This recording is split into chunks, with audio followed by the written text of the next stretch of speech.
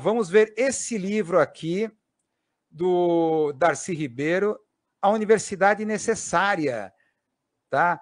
Esse livro que foi publicado em 1975, pela editora Paz e Terra, o Darcy Ribeiro, que o nosso convidado vai nos apresentar a ele,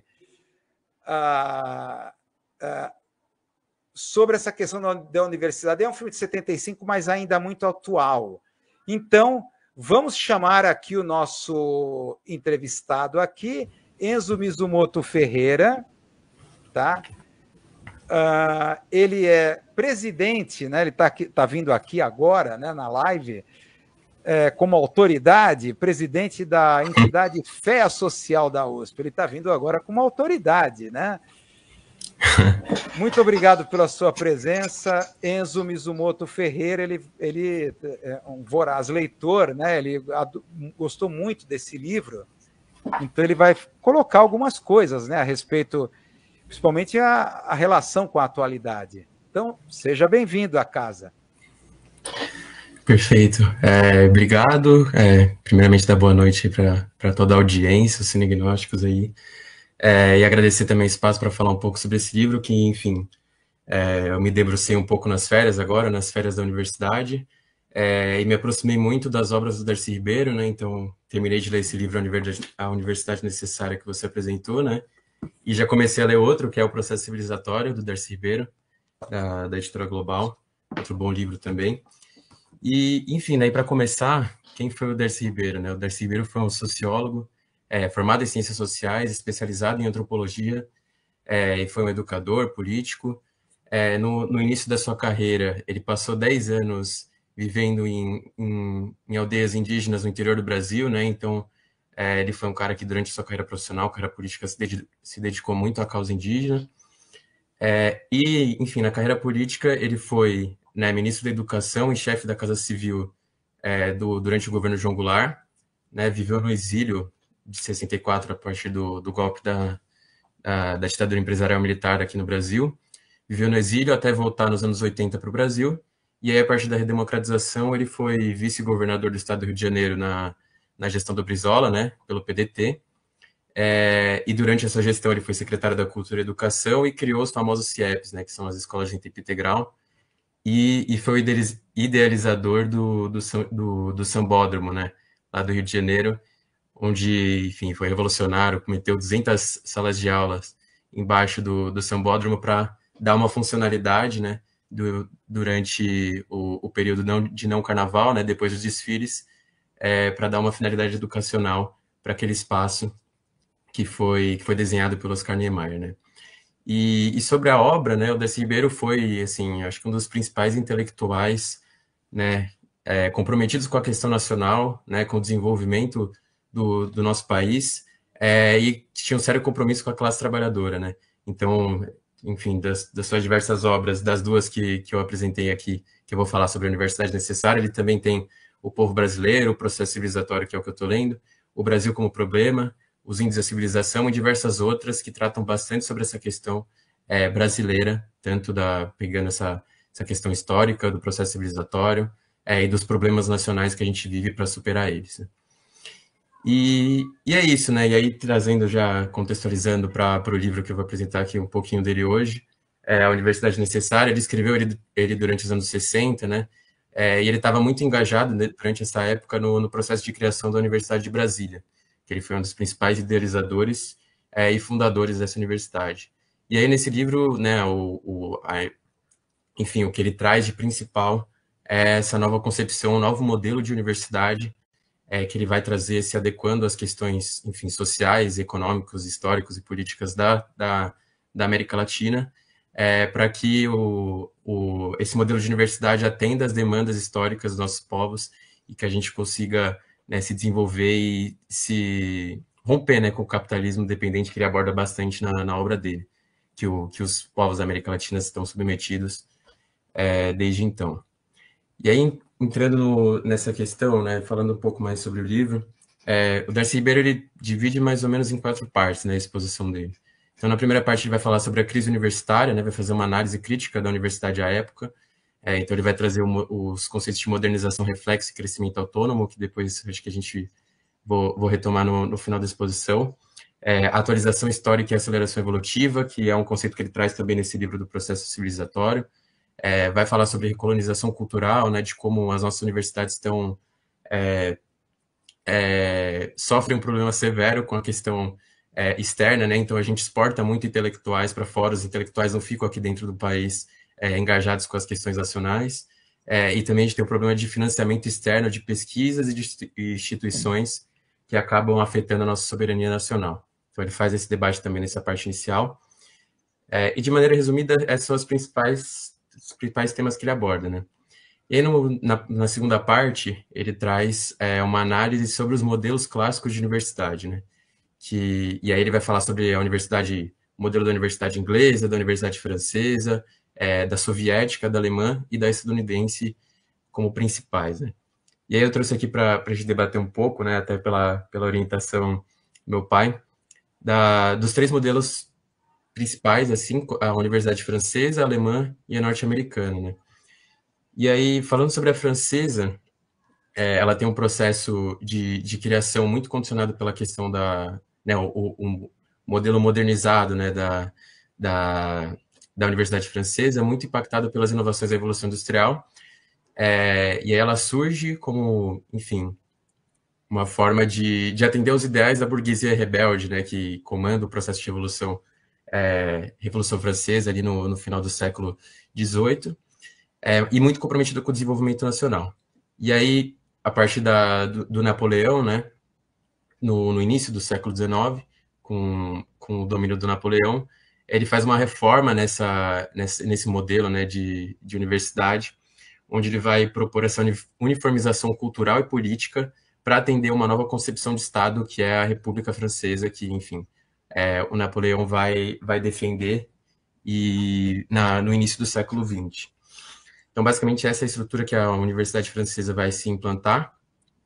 E aí, falando agora sobre a Universidade Alemã, que o Darcy Ribeiro traz uma análise bem interessante, ela é totalmente diferente da francesa, né? Então, pegando o contexto histórico da época, do modelo moderno da Universidade Francesa, ela é condicionada essencialmente pela expansão imperialista, né, principalmente da França e da Inglaterra, né, no contexto da Revolução Industrial, onde, né, o Estado alemão ele percebe que, enfim, se eles não tivessem um movimento intencional, né, a partir das políticas internas, eles se tornariam um país dependente dessas potências à época,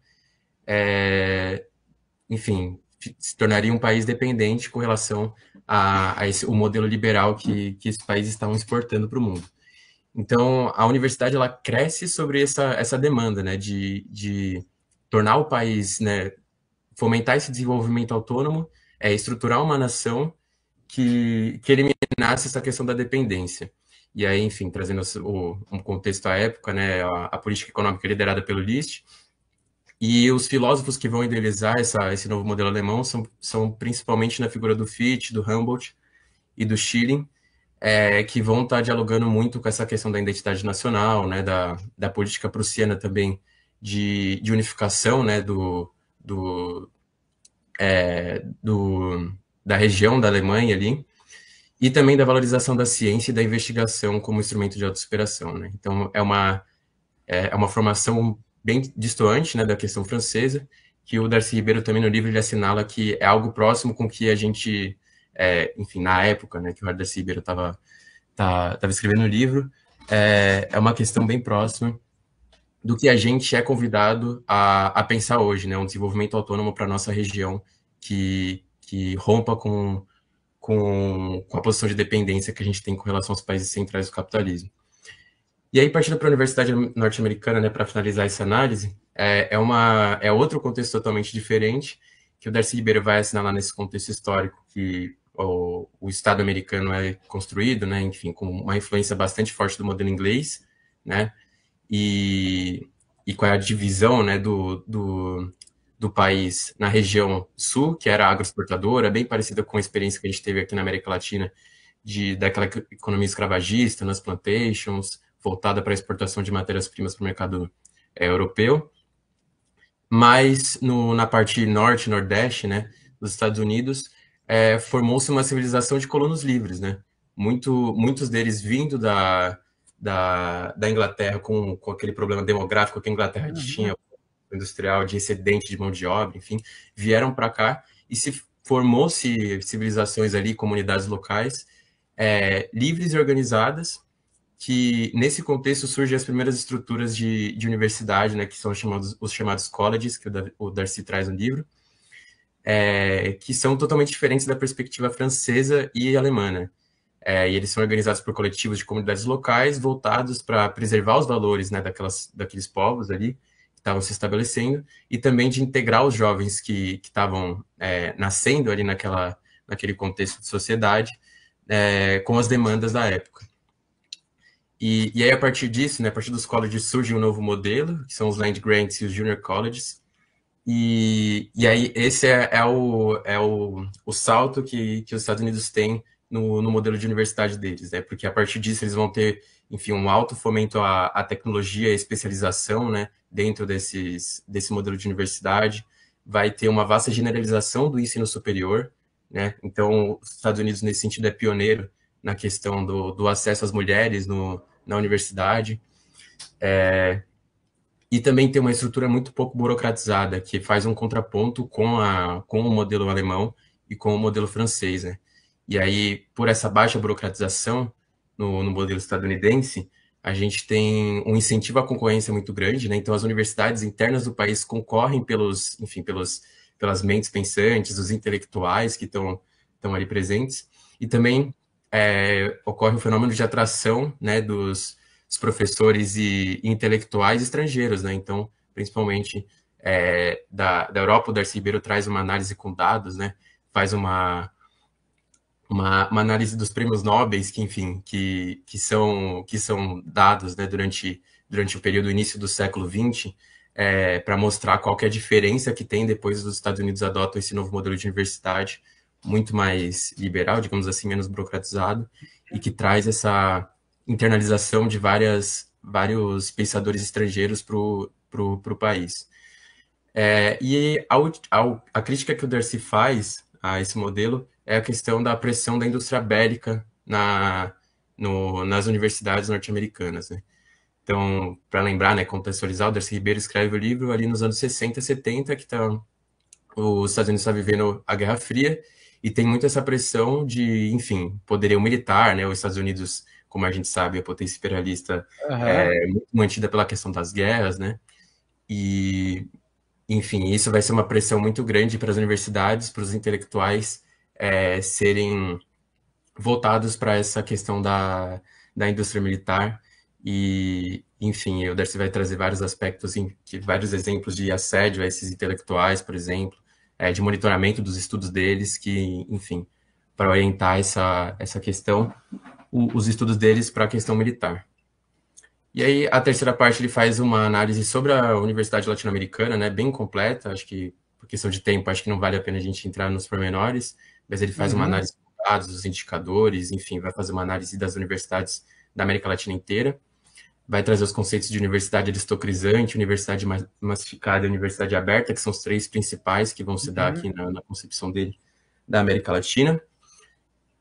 E a última parte, que é a parte 4, que aí ele vai fazer a exposição dele sobre a universidade necessária, sobre o modelo que ele propõe para as universidades latino-americanas, dado todo esse contexto, e aí também trazendo aspectos dos diferentes modelos que ele faz análise, né, dos principais pontos positivos que a gente pode apropriar para construir o nosso modelo de universidade.